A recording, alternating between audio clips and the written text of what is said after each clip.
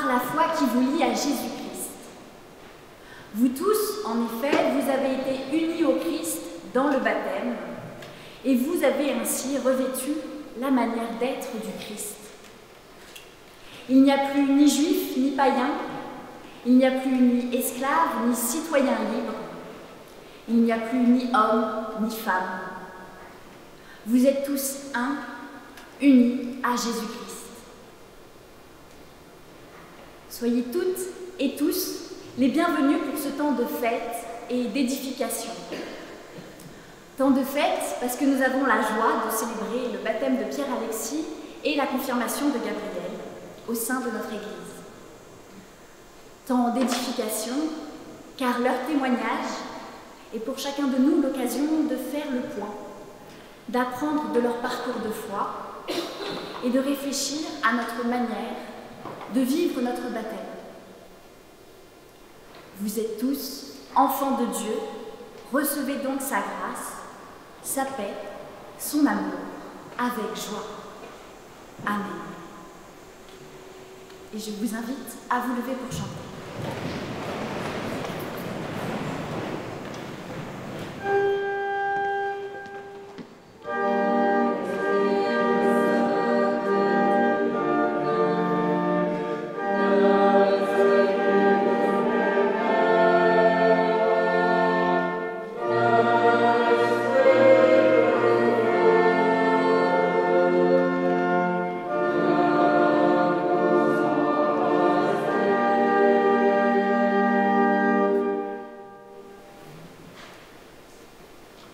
Nous louons le Seigneur dans le psaume 113.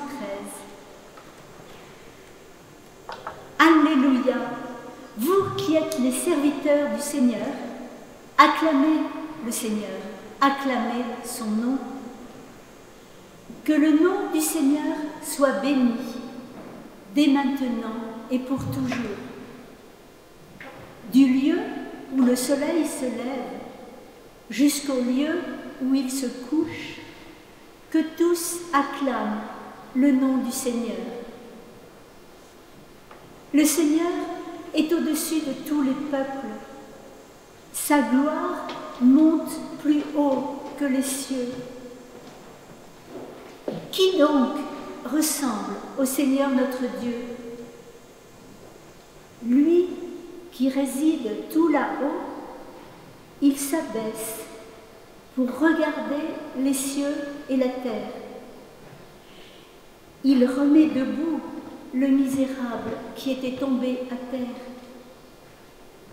Du tas d'ordures, il relève le malheureux pour le mettre au premier rang avec les puissants de son peuple.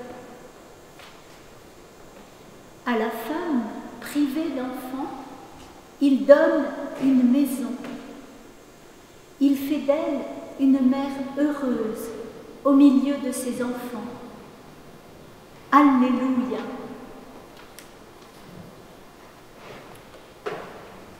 Nous chantons « Venez le célébrer ».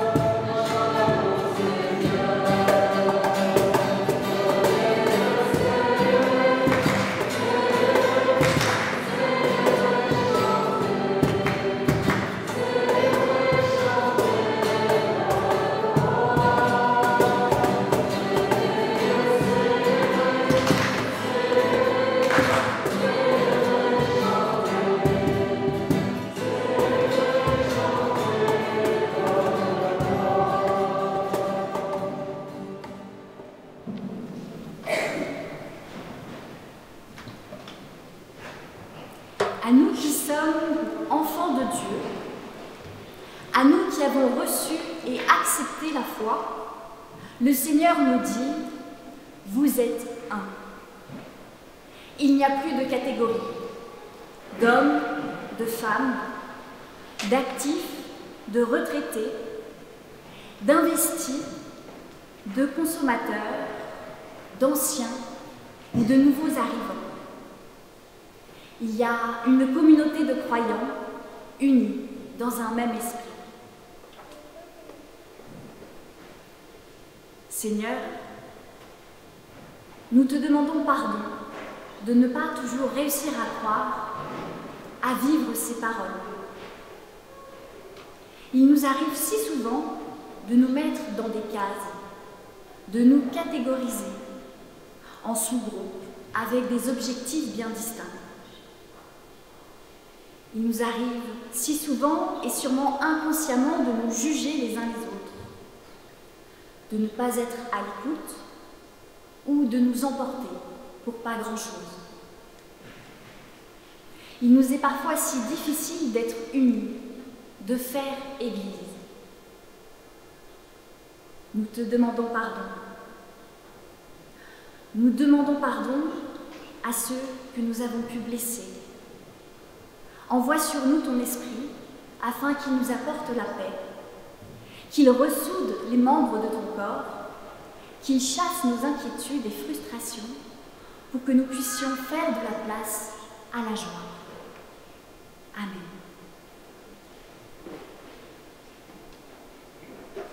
Et nous lisons dans Philippiens 4. Réjouissez-vous d'être unis au Seigneur. Je le répète, réjouissez-vous. Que votre bonté soit connue de tous. Le Seigneur vient bientôt. Ne vous inquiétez de rien, mais en toutes circonstances, demandez à Dieu dans la prière ce dont vous avez besoin. Et faites-le avec un cœur reconnaissant.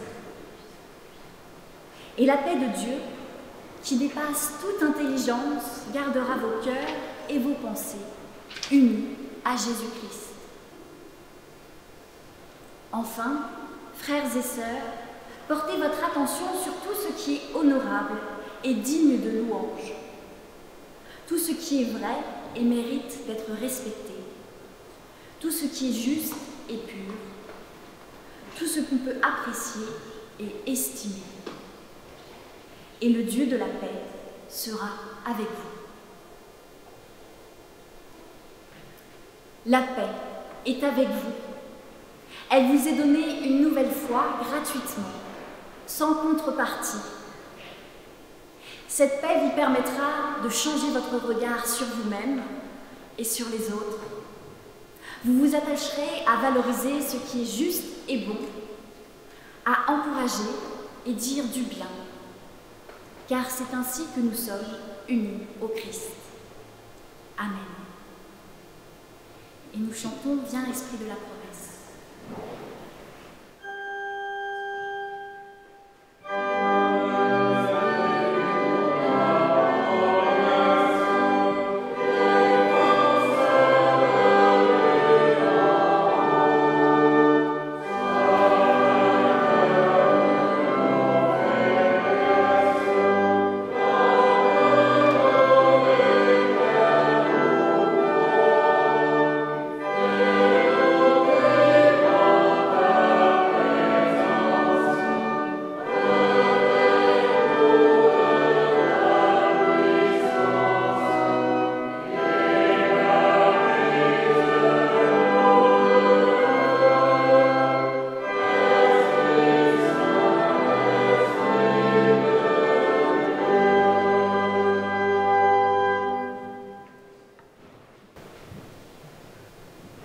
Avant la lecture du texte biblique que Pierre-Alexis et Gabriel ont choisi, je vous invite à la prière. Seigneur notre Dieu, fais descendre sur nous ton esprit, afin qu'il nous ouvre, qu'il nous porte, qu'il nous fortifie, qu'il nous permette de comprendre nos erreurs et de nous faire avancer. Seigneur, fais que les paroles que nous allons entendre soient porteuses de sens, qu'elles soient une force pour nous tout au long de la semaine. Amen. Nous lisons toujours dans Éphésiens 4, les versets 20 à 32. Mais vous, ce n'est pas ainsi que vous avez appris le Christ. Si du moins c'est bien lui que vous avez entendu, et si c'est en lui que vous avez été instruits, conformément à la vérité qui est en Jésus. Renoncez à votre conduite passée. Débarrassez-vous de l'être humain que vous étiez auparavant, car ses désirs trompeurs mènent à la ruine. Laissez-vous renouveler par l'Esprit qui agit sur votre intelligence. Revêtez l'être nouveau, créé à la ressemblance de Dieu et qui se manifeste dans une vie conforme à sa volonté et digne de lui, qui est inspirée par la vérité. Rejetez donc le mensonge. Que chacun dise la vérité à son prochain, car nous sommes tous membres d'un même corps. Mettez-vous en colère, mais ne péchez pas. Que votre colère s'apaise avant le coucher du soleil. Ne donnez pas au diable l'occasion de vous dominer. Que la personne qui volait cesse de voler, qu'elle se mette plutôt à travailler et qu'elle fasse le bien de ses propres mains pour avoir ainsi de quoi aider celui qui en a besoin. Qu'aucune parole mauvaise ne sorte de votre bouche. Dites seulement des paroles bienveillantes qui répondent à un besoin et qui sont constructives pour faire du bien à ceux qui vous entendent. N'attristez pas l'Esprit Saint de Dieu. Il est pour vous la marque personnelle, attestant que le jour viendra où Dieu vous délivrera complètement du mal. Chassez loin de vous tout sentiment amer, toute irritation, toute colère, ainsi que les cris et les insultes. Abstenez-vous de toute forme de méchanceté. Soyez bons et pleins d'affection les uns pour les autres. Pardonnez-vous réciproquement comme Dieu vous a pardonné par le Christ. Amen. Le baptême, la confirmation sont des moments de fête pour une communauté. Mais c'est aussi l'occasion de faire le point pour celles et ceux qui ont déjà exprimé leur désir de vivre en enfants de Dieu. Faire le point sur leurs pratiques, leur manière de vivre leur foi. Dans ce texte, très riche, Paul nous donne un mode d'emploi pour vivre en chrétien, pour apprendre le Christ. Apprendre le Christ. L'expression est très belle.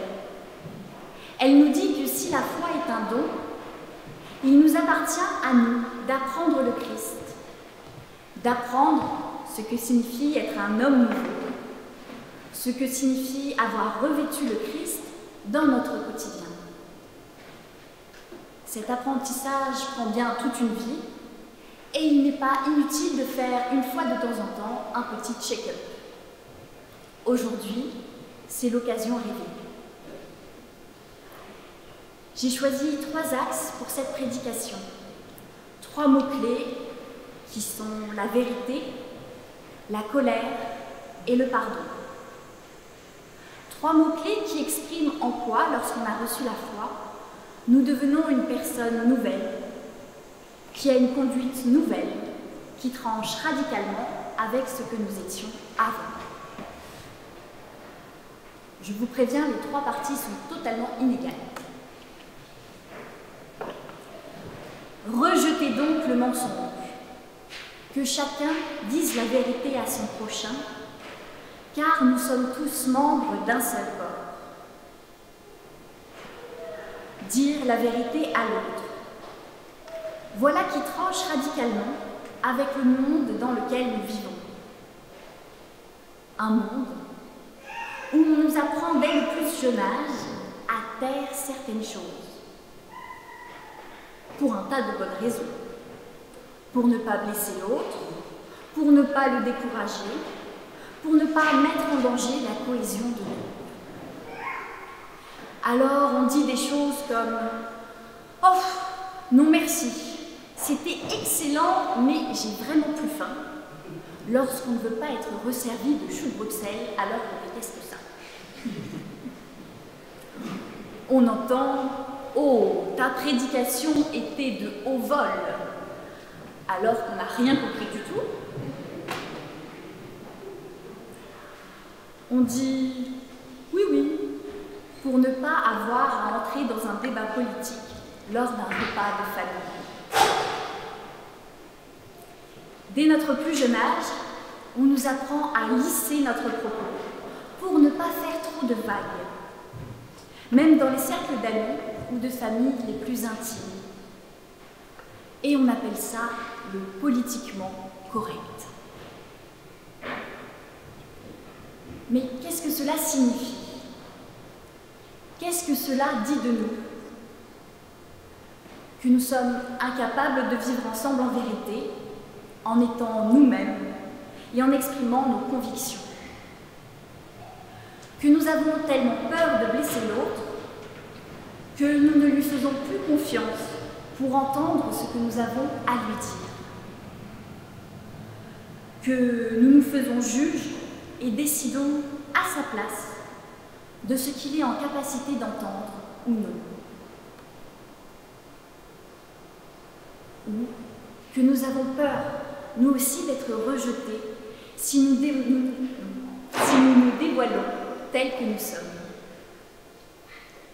Bref, nous ne faisons pas confiance. Et Paul nous dit, en Église, il ne doit pas en être ainsi. Nous qui sommes membres du corps du Christ, nous devons nous dire les choses simplement dans la confiance. Car sans la confiance, le corps ne peut pas fonctionner correctement. Imaginez un peu un cerveau qui ne fait pas confiance aux pieds pour avancer. On n'irait pas très loin. Je prends un exemple. Imaginons qu'une jeune dans la paroisse, que nous allons appeler Lucie, adore chanter, mais qu'elle chante horriblement faux. Parce qu'elle désire servir l'Église, elle propose à la communauté de guider les chants lors des cultes. Et comme personne n'ose lui dire qu'elle chante faux, parce que c'est une personne super par ailleurs, qu'elle est jeune et motivée, qu'on ne veut pas la blesser, la communauté décide de la laisser diriger les cantiques. Lucie est ravie, elle se sent enfin utile et chante à plein poumon. Et toute la communauté s'en mord les doigts. Certains ne viennent plus au culte, d'autres se bouchent les oreilles, et les personnes sur le seuil qui hésitent à rentrer dans le temple repartent immédiatement. Dans cet exemple, parce qu'aucun membre de la communauté n'a dit la vérité, parce que tout le monde a jugé Lucie incapable d'entendre un fait, parce qu'au nom de la fraternité de l'Église, la vérité a été tue, tout le corps souffre inutilement. Parce que nous avons reçu la foi, parce que nous faisons partie de l'Église du Christ, alors nous devons nous dire la vérité les uns aux autres. Dire la vérité, oui, mais pas n'importe comment. Paul nous dit qu'aucune parole mauvaise ne sorte de votre bouche. Dites seulement des paroles bienveillantes qui répondent à un besoin et qui sont constructives pour faire du bien à ceux qui vous entendent. Dire les choses, oui, mais avec bienveillance, de manière constructive, nous dit Paul.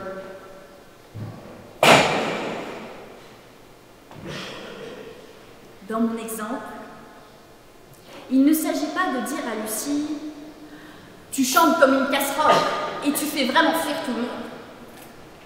Ce serait destructeur. Cela irait à l'encontre du message chrétien. Cela poserait une vérité figée, jugeante, enfermante. Ça dirait « Tu chantes mal et tu chanteras toujours mal. Reste au fond et surtout tais-toi. » Lucie deviendrait alors le bouc émissaire. S'il n'y a plus personne au culte, c'est de sa faute. Dans cet exemple, la communauté ne joue pas son rôle.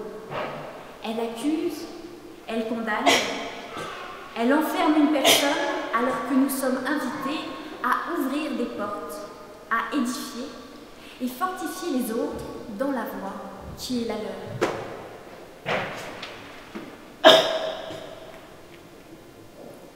Il y a une façon de dire les choses. Et il ne s'agit pas là de mensonge, mais de bienveillance et d'accompagnement. Peut-être que si Lucie chante faux, c'est qu'on ne lui a jamais appris à poser sa voix. Peut-être que dans l'Église, quelqu'un est en capacité de le lui apprendre. Peut-être qu'elle est vraiment pas douée avec le chant, mais super avec les enfants. Et dans ce cas, c'est le rôle de la communauté de l'orienter vers l'éveil biblique. Si Lucie trouve un lieu où elle peut utiliser ses talents personnels, elle sera épanouie et toute l'Église s'épanouira avec elle. Elle deviendra une pierre solide sur laquelle nous pouvons compter, au lieu du grain de sable qui bloque les rouages. Rejetez le mensonge, dites la vérité avec bienveillance, non pour détruire mais pour construire, non pour faire le mal mais pour faire le bien. C'est ainsi que l'on reconnaîtra que vous avez revêtu le Christ. Cultivez la confiance et apprenez le Christ. Voilà ce à quoi nous sommes appelés en tant que chrétiens.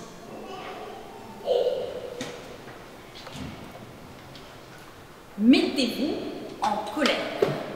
Ne péchez pas. Que votre colère s'apaise avant le coucher du soleil. Mettez-vous en colère, nous dit Paul. Nous avons le droit d'être en colère. Lorsque j'ai lu ces mots, ils m'ont un peu sauté au visage. La colère est rarement désignée comme une vertu. Pourtant, il y a des saintes colères. Et l'exemple le plus connu est peut-être celui de Jésus qui se met en colère et chasse les marchands du temple. La colère n'est pas un mal en soi. C'est un sentiment qui nous habite tous et qui nous dit « quelque chose d'important se joue ici pour toi ». La colère est une alarme. Il ne sert à rien de l'étouffer. Elle nous permet de prendre conscience de quelque chose, nous invite à nous poser la question « Pourquoi est-ce que je réagis ainsi ? Qu'est-ce qui se joue en moi ?» Elle nous permet d'avancer. Mais la colère, comme la vérité, ne doit pas être utilisée n'importe comment. Paul nous dit plus loin « Chassez loin de vous tout sentiment amer, toute irritation, toute colère, ainsi que les cris et les insultes. Abstenez-vous de toutes sortes de méchanceté. Dans ces deux versets, Paul nous parle de colère, du même sentiment. Mais si d'un côté il est constructif, de l'autre il est destructeur. Qu'est-ce qui change? Je crois que c'est la façon dont est dirigée la colère. La colère juste est celle qui me permet d'avancer. Elle n'est pas dirigée contre une personne, et ça c'est très important à dire. Elle n'est pas là pour détruire, mais pour me faire avancer et faire avancer l'autre avec moi.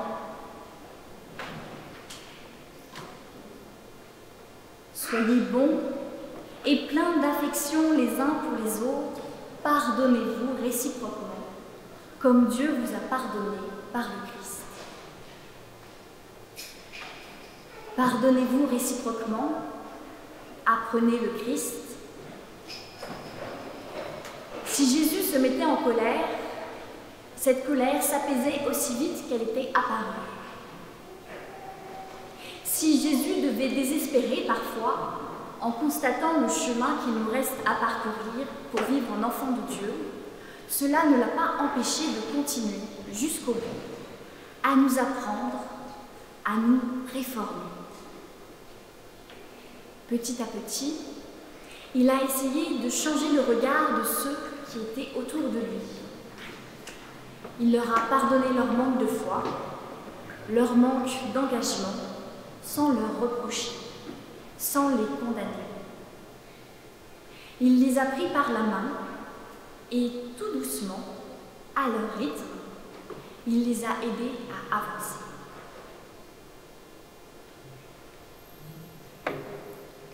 À nous, il revient la mission de faire de même.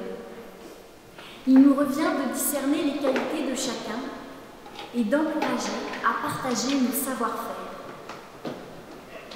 à cultiver la confiance dans la vérité, à partager nos sujets de colère et prier ensemble pour trouver la paix qui nous met en mouvement et nous permet de changer les choses.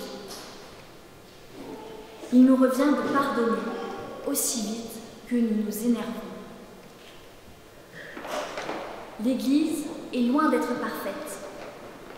C'est normal car aucun de nous ne l'est. Ce n'est pas grave, car nous pouvons toujours nous améliorer, nous réformer, car Dieu nous vient toujours en aide. Amen.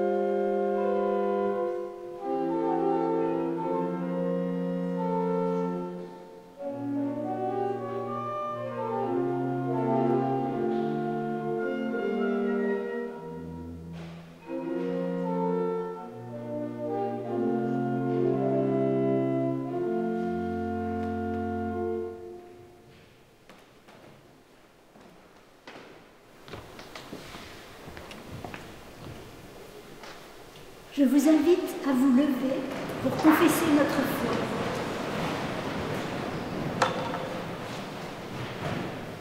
En communion avec les baptisés et les confirmés de tous les temps et de tous les lieux, nous proclamons la foi chrétienne.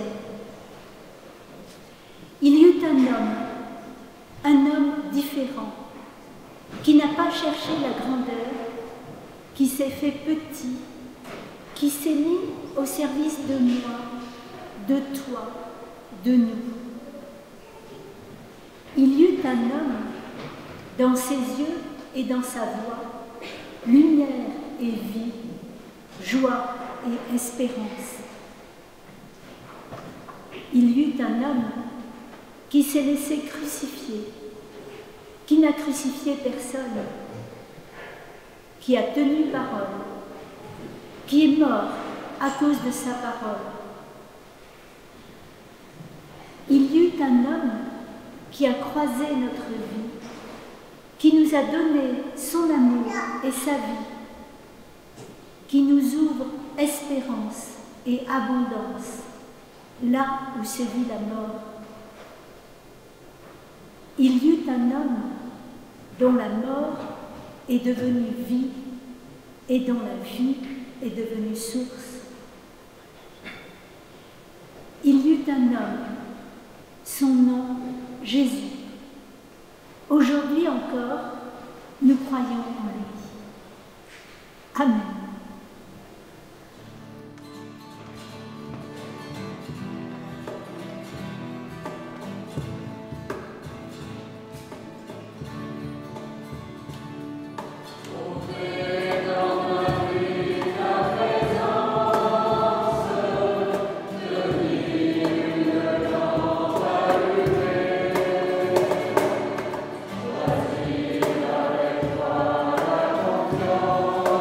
Confiance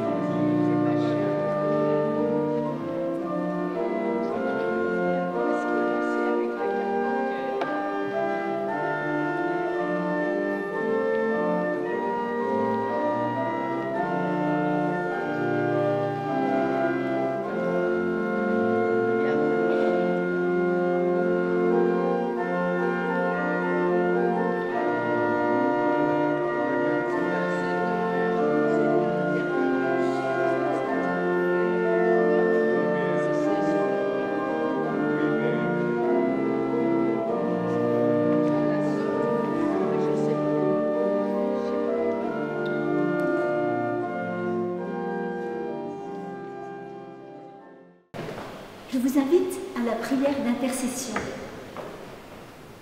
Intercéder, c'est présenter les autres, l'autre, à Dieu. Seigneur, notre Dieu, nous te prions pour ton Église. Envoie sur nous ton esprit de vérité, afin que nous apprenions à dire les choses avec bienveillance et dans la confiance, sans jugement, en vue de l'édification de tous. Nous te prions pour Gabriel et Pierre-Alexis. Accompagne-les dans leur chemin de foi. Donne-nous la sagesse de les épauler, de les entourer, dans leur peine comme dans leur joie. Nous te disons merci pour le témoignage qu'ils nous offrent ce matin. Nous te prions pour le monde. Nous déposons devant toi tous nos sujets de souffrance et de colère. Envoie sur nous ton esprit de paix, afin que nous apprenions à pardonner, à espérer en toutes circonstances, à être des témoins de paix et d'amour partout où nous nous trouvons. Amen. Et nous chantons le Notre Père.